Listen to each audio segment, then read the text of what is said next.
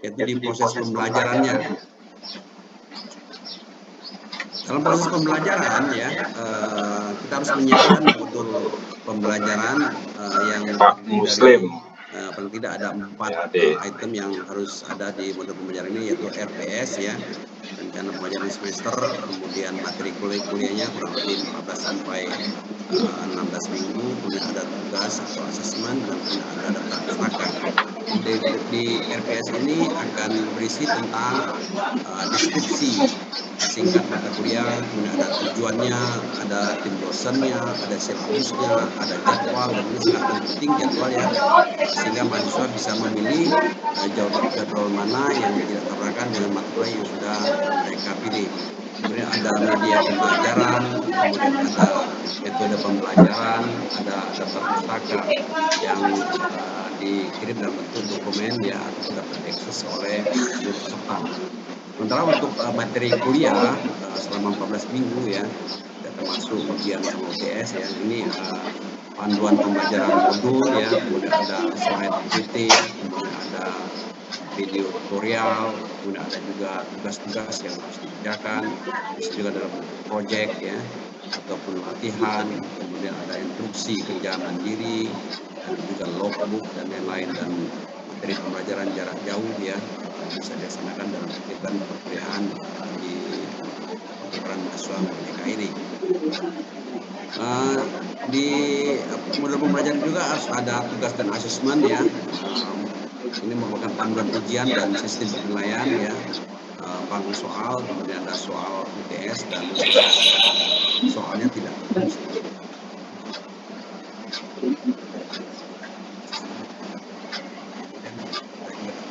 kemudian kita juga apa ya, tahu ya,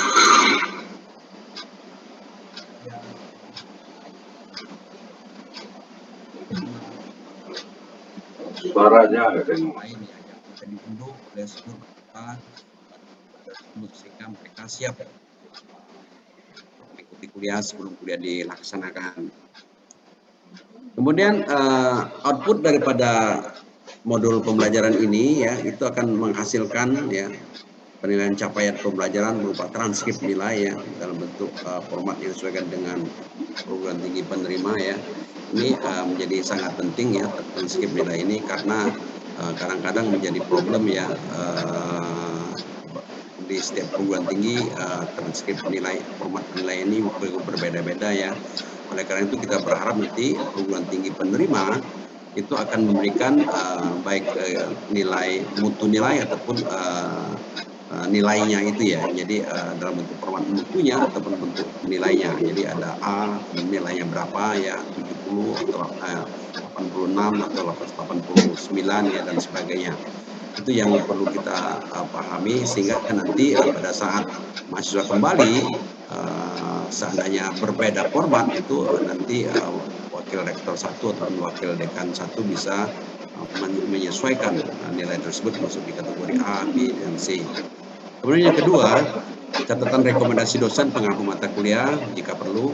Kemudian juga nanti ada diberikan sertifikat keikutsertaan ya dosen pengampu mata kuliah. Kemudian sertifikat keikutsertaan mahasiswa peserta juga akan nanti diberikan. Kemudian ada dokumen bukti pelaksanaan perkuliahan berupa daftar hadir, berita acara, dan lain-lain jika perlu. Dan output kegiatan ini dapat pengakuan penyertaan angka grade dari PT pengirim sebanyak 18 SKS ya untuk kegiatan akademik ini. Sementara kegiatan non akademiknya itu adalah 2 SKS dalam bentuk modul Nusantara. Baik Bapak Ibu sekalian, di sini saya akan jelaskan sedikit tentang modul Nusantara itu sendiri, yang terdiri dari 4 jenis kegiatan ya. Modul Nusantara ini merupakan kegiatan non akademik ya, tetapi ini sangat penting bagi NKRI Indonesia yang saat ini menjadi adanya degradasi atau toleransi di masyarakat generasi muda. Jadi ada 4 kegiatan dalam modul toleransi, modul Nusantara ini, yaitu kebinekaan, inspirasi, refleksi, dan kontribusi sosial. Dalam kebinekaan ini mahasiswa mengikuti kegiatan promosi kemerdekaan yang diadakan perguruan tinggi penerima. Ini bisa dalam bentuk kunjungan ke museum, kunjungan rumah ibadah, bisa juga dalam bentuk film, atau dalam bentuk pentas budaya, atau juga bisa dalam bentuk jurnalis etnografi yang membuat kehidupan video sehari-hari di masyarakat tersebut ya. Bisa juga nanti melakukan kemah bersama ya, ataupun melakukan game dan sebagainya. Kemudian yang untuk inspirasi ya, itu adalah mahasiswa mengikuti talk show ya dari figur inspiratif daerah ya, bisa dalam bentuk kunjungan diskusi dengan budayawan daerah ataupun kepala-kepala daerah, pengusaha-pengusaha sukses ataupun figur-figur sukses lainnya. Tetapi yang paling penting adalah para figur-figur sukses atau pengusaha-pengusaha tersebut ya, itu mempunyai karakter ataupun sense of toleransi. Itu yang menjadi sangat penting. Kemudian untuk refleksi, itu mahasiswa akan merefleksikan pengalaman kebinekaan ya, untuk memahami dan menghargai keberagaman ya, dalam bentuk kegiatannya seperti sharing kelompok, ya, diskusi, kemudian refleksi, renungan ya, ataupun bisa juga membuat blog sosial dalam bentuk opini kebinekaan ya, ataupun bentuk membuat video ya, ataupun bisa juga menonton film anti sara ataupun anti perbudakan ya, sehingga nanti mahasiswa betul-betul bisa sharing ya tentang bagaimana pemikiran-pemikiran mereka tentang toleransi ini sendiri. Dan yang keempat adalah kontribusi sosial. Jadi mahasiswa melaksanakan kegiatan kontribusi sosial di daerah perguruan tinggi penerima. Ini merupakan kegiatan setelah semua kegiatan yang dilaksanakan ini, mereka harus bisa merasakan bagaimana harus bisa memberikan kontribusi ya sosial untuk kemajuan masyarakat setempat. Bisa seperti bakti sosial ya, ataupun relawan rumah sakit, ataupun mengajar di sekolah, ataupun membuat pelatihan-pelatihan tertentu di panti asuhan ya, dan sebagainya. Adapun output daripada kegiatan modul Nusantara ini itu adalah modul ini disetarakan dengan 2 SKS ya. Yang pertama adalah meningkatnya wawasan tentang keanekaragaman dan kebinekaan Nusantara sehingga menjadi modal sosial, semangat pemersatu dan jiwa toleransi terhadap satu sama lainnya. Dan ini menjadi hal yang sangat penting ya, di mana isu toleransi menjadi isu penting di Indonesia saat ini.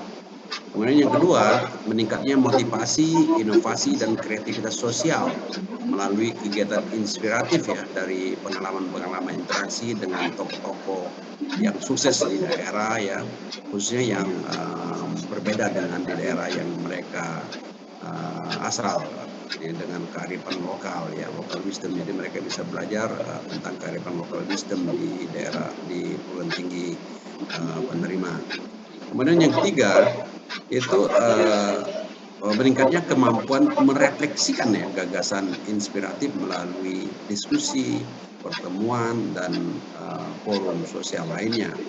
Dan yang keempat adalah meningkatnya partisipasi dan kepedulian melalui kegiatan kontribusi sosial yang berwawasan kebangsaan dan cinta tanah air. Di output kegiatan ini dapat mendapatkan penilaian dari dosen pembimbing berdasarkan isian kegiatan pada logbook yang disediakan melalui Sepada Dikti, sehingga modul Nusantara ini, kegiatan ini disetarakan dengan 2 SKS. Dalam pelaksanaan kegiatan pertukaran mahasiswa mereka ini ya, ada 9 kegiatan yang akan dilaksanakan. Yang pertama adalah peluncuran program ya, yang sudah dilaksanakan tanggal 12 kemarin oleh Mas Menteri ya. Kemudian sosialisasi yang kita laksanakan mulai hari ini sampai hari Sabtu depan, Sabtu ini ya, yang dilaksanakan oleh Pokja di tingkat nasional dan perguruan tinggi di tingkat perguruan tinggi. Kemudian pendaftaran perguruan tinggi dan dosen ya, dilaksanakan oleh PT dan dosen melalui sistem aplikasi MKM. Kemudian pendaftaran mahasiswa dilaksanakan oleh mahasiswa melalui sistem aplikasi MKM.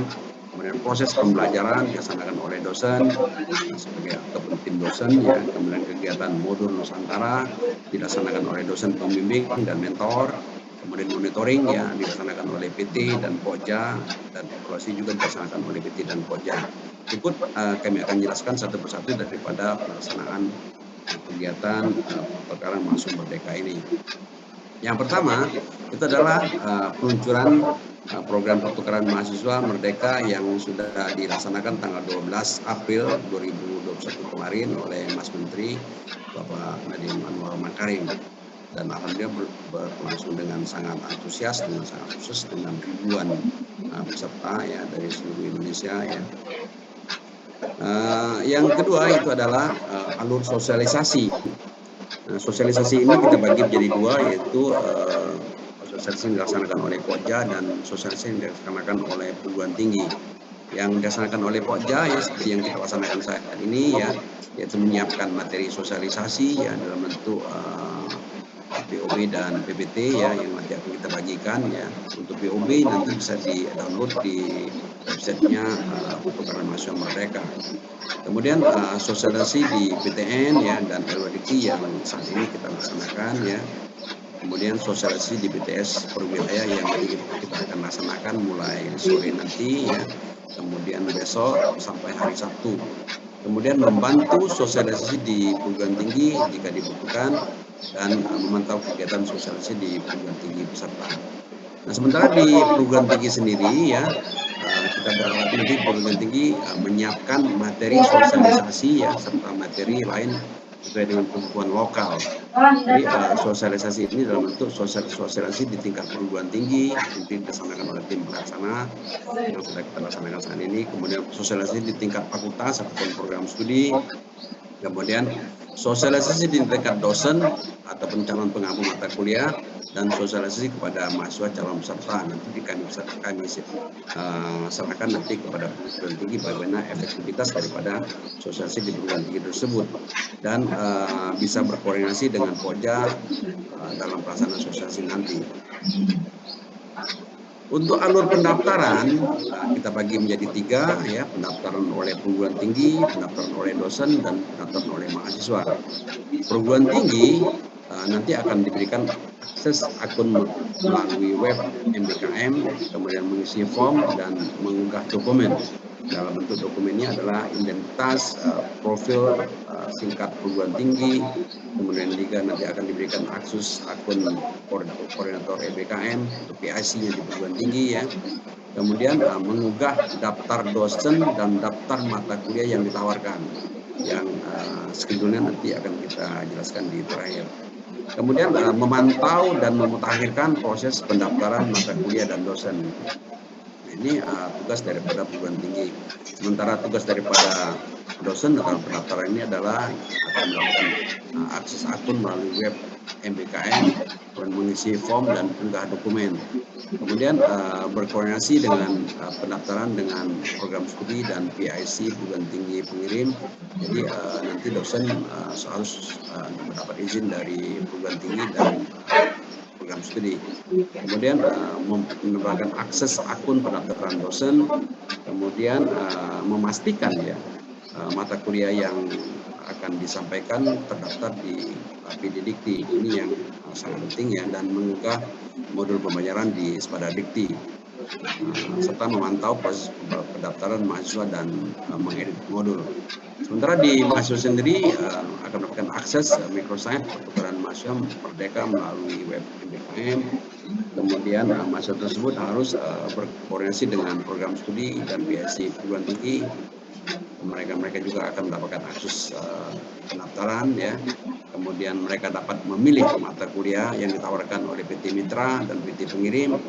Kemudian dapat mengunggah dokumen persetujuan perguruan tinggi pengirim dan akses informasi penetapan perguruan tinggi penerima. Kemudian mereka nanti akan menuju lokasi PT penerima untuk mengikuti pembelajaran secara luring ataupun secara daring ya pada perguruan tinggi yang lain. Dan mereka mengikuti kegiatan modul Nusantara sesuai jadwal bersama dosen, pembimbing, dan mentor. Jadi mahasiswa ini akan mengikuti mata kuliah program akademik ya dan program non akademik dalam bentuk modul Nusantara nantinya yang sudah dijelaskan sebelumnya. Sementara untuk alur pelaksanaan ya, mahasiswa peserta pertukaran mahasiswa Merdeka 2021 ya dan dosen pengampu mata kuliah untuk mahasiswa peserta ya. Mahasiswa peserta nanti akan ditempatkan di perguruan tinggi lain ataupun perguruan tinggi penerima berdasarkan sistem aplikasi nantinya ya yang akan meletakkan mereka sesuai dengan survei toleransi nanti. Mereka akan mengisi survei toleransi, nanti akan ditempatkan mereka berlainan pulau. Kalau mereka di Pulau Sumatera, mereka tidak akan mungkin ditempatkan di Pulau Sumatera, tapi di Pulau Jawa ataupun di Pulau Kalimantan atau Sulawesi ataupun Maluku dan Irian Jaya. Mereka mengikuti perkuliahan di PT penerima secara luring penuh ya 20 SKS ya, jadi mereka bisa mengikuti semua mata kuliah sebanyak 20 SKS ya, termasuk modul Nusantara di perguruan tinggi penerima. Kemudian ataupun mengikuti program di perguruan tinggi penerima secara luring ya sebanyak 10 SKS dan mengikuti perkuliahan di perguruan tinggi mitra atau perguruan tinggi pengirim secara daring sebanyak 10 SKS. Jadi seperti yang sudah dijelaskan oleh Pak Profes tadi ya. Selanjutnya mengikuti kegiatan sosial kemasyarakatan melalui modul Nusantara. Jadi kegiatan pelaksanaan pertukaran mahasiswa Merdeka ini sangat berbeda dengan pertukaran mahasiswa Permata Sakti yang sudah kita laksanakan tahun yang lalu. Sementara untuk dosen, ya, tim pengampu mata kuliah dan dosen pembimbing modul Nusantara itu menggugah modul pembelajaran di Spada Dikti ya, dan memastikan mata kuliah terdaftar di PD Dikti, kemudian mengunggah rencana pembelajaran semester ya, dan silabus mata kuliah di Spada Dikti. Kemudian ini juga sangat penting ya, CV ya. Jadi karena nanti mahasiswa akan memilih mata kuliah yang diajar oleh dosen-dosen yang sangat menarik, yang sangat bermutu ya. Oleh karena itu CV dosen pengampu mata kuliah itu menjadi sangat penting yang akan nanti dimasukkan dalam aplikasi MBKM. Kemudian melaksanakan pembelajaran daring melalui Spada Dikti sebanyak 16 kali per semester, memberi tugas, proyek, ya, kerja kelompok jika diperlukan, dan melaksanakan ujian tengah semester ya, dan melaksanakan asesmen dan evaluasi hasil akhir pembelajaran dan mengunggah nilai di PD Dikti.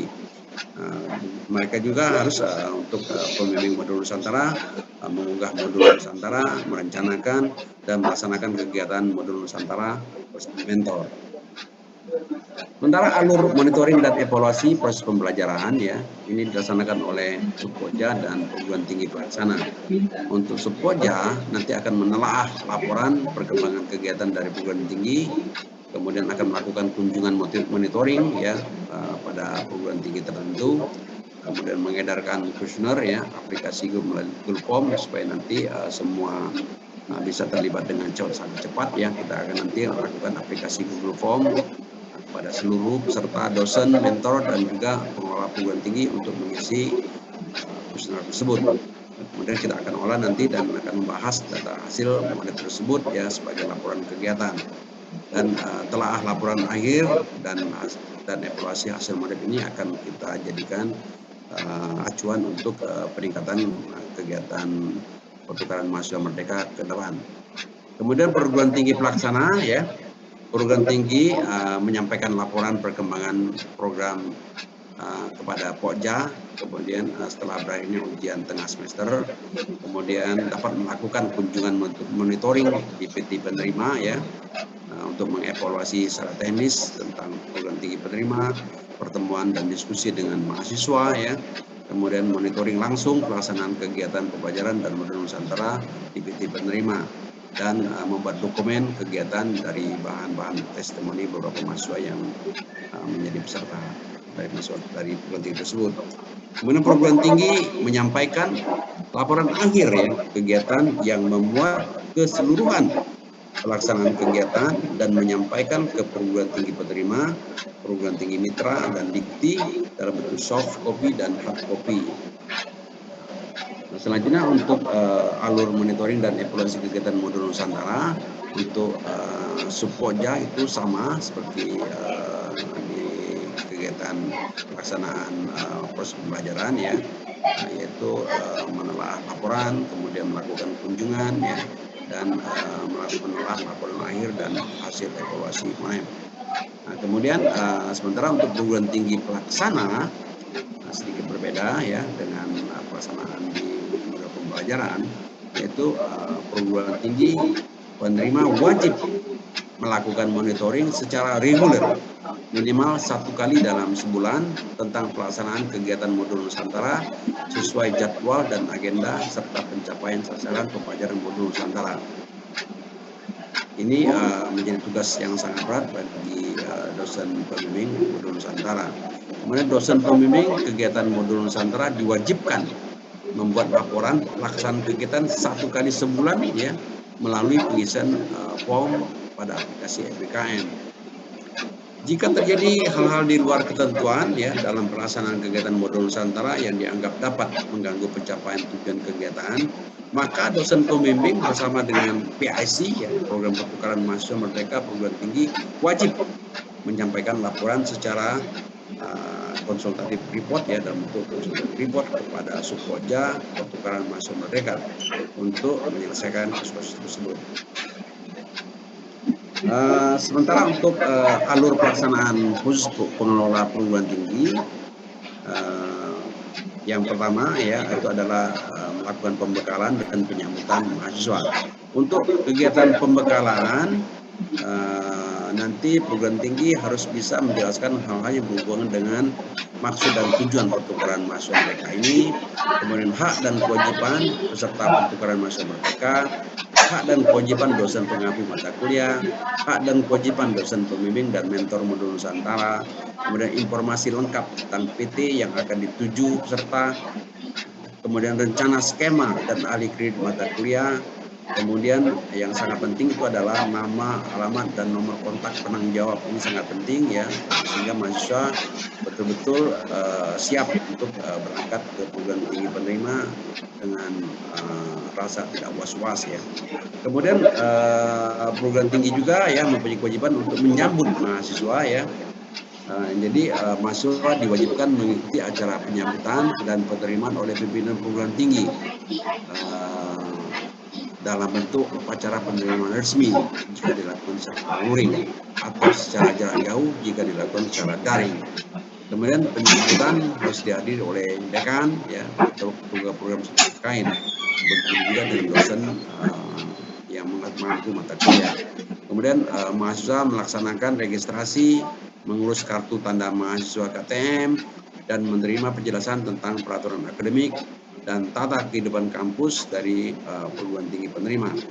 Kemudian pimpinan perguruan tinggi menyerahkan terima kasih peserta kepada dekan dan atau ketua program studi.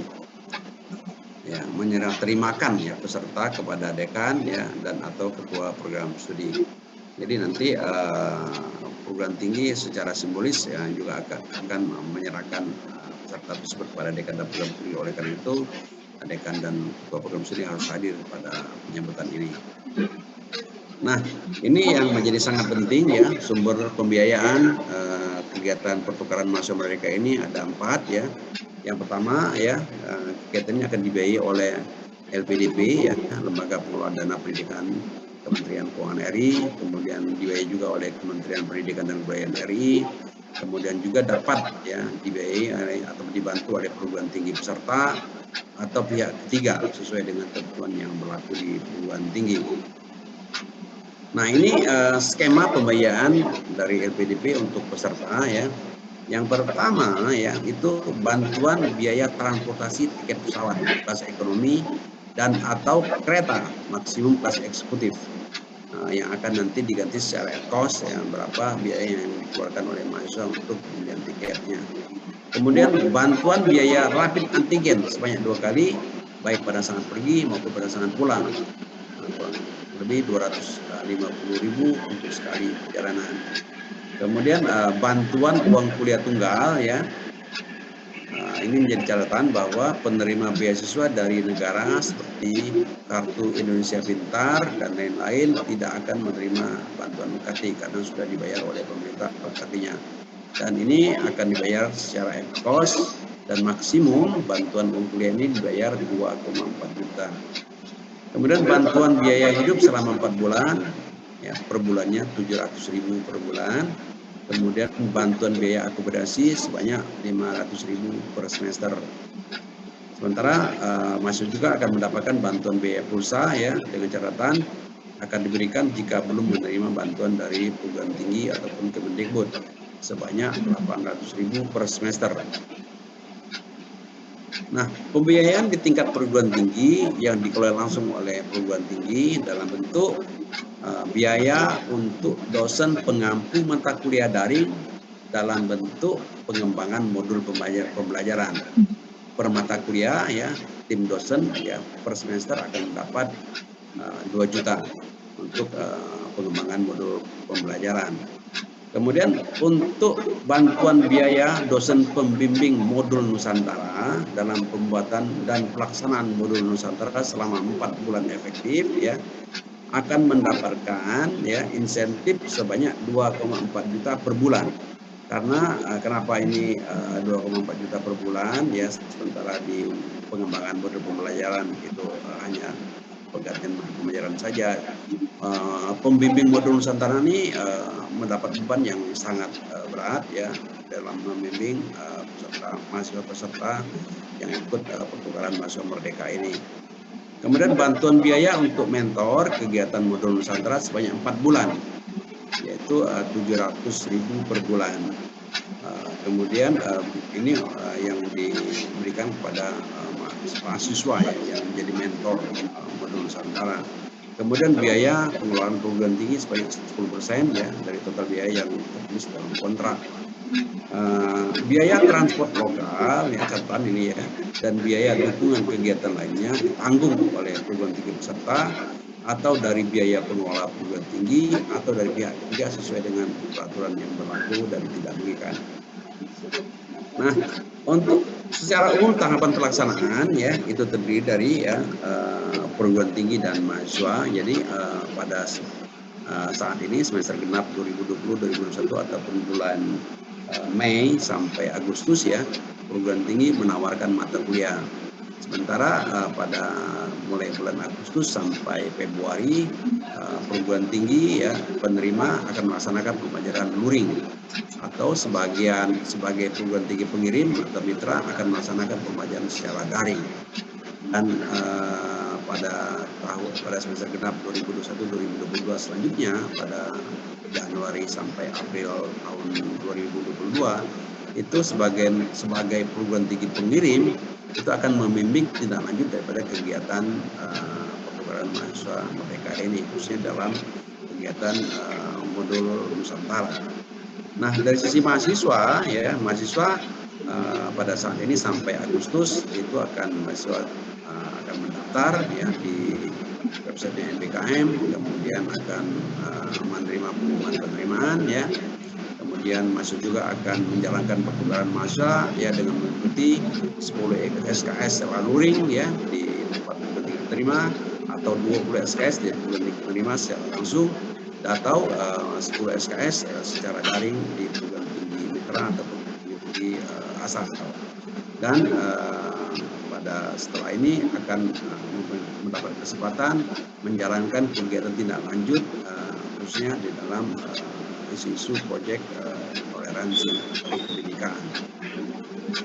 Baik Bapak Ibu sekalian, ini tahapan umum pelaksanaan kegiatan pertukaran mahasiswa merdeka ini. Untuk pendaftaran itu akan dilaksanakan bulan Mei sampai Agustus 2021. Yang pertama, pendaftaran perguruan tinggi dan dosen di website MBKM pada tanggal 19 sampai tanggal 28 April 2021. Mohon nanti diperhatikan karena jadwalnya begitu ketat, ini nanti sampai nanti tertinggal dan karena kita melalui sistem nanti bisa untuk mendaftar kembali kalau sistem sudah tertutup. Kemudian perguruan tinggi membuka mata kuliah yang ditawarkan ya sama ya pada saat pendaftaran tanggal 19 sampai tanggal 28 April. Kemudian pendaftaran mahasiswa di website MBKM pada minggu pertama ataupun minggu kedua bulan Juli 2021 ya. Kemudian proses seleksi ya, penetapan dan pengumuman untuk mahasiswa ya itu akan dilaksanakan pada minggu ketiga bulan Juli sampai dengan minggu pertama bulan Agustus 2021. Nah, dalam pelaksanaan dan monitoring ya kegiatan pertukaran mahasiswa merdeka ini ya pada minggu kedua mulai minggu kedua Agustus 2021 dan Februari 2022, mengingat setiap perguruan tinggi itu berbeda mulai akademiknya, tahun akademiknya ya, sehingga nanti kita berikan waktu antara minggu kedua Agustus sampai dengan Februari 2022. Jadi mahasiswa dapat mengikuti pembelajaran akademik di PT penerima atau PT pengirim dan atau PT mitra.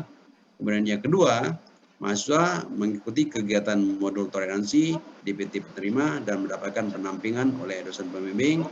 Dan yang ketiga adalah perguruan tinggi memberikan laporan pengembangan program pada tim Pokja Kemendikbud. Sementara untuk tindak lanjut ya, evaluasi dan rencana tindak lanjut Januari sampai Maret 2022 itu mahasiswa menyelesaikan program pertukaran mahasiswa merdeka dan mahasiswa kembali ke perguruan tinggi pengirim, kemudian perguruan tinggi penerima dan perguruan tinggi pengirim berkoordinasi memberikan grade nilai SKS ya, dengan catatan semua SKS harus bisa dikompresikan di dalam kurikulum mahasiswa tersebut. Kemudian yang keempat, ini yang sangat penting juga ya, mahasiswa dapat melakukan rencana tindak lanjut di perguruan tinggi pengirim.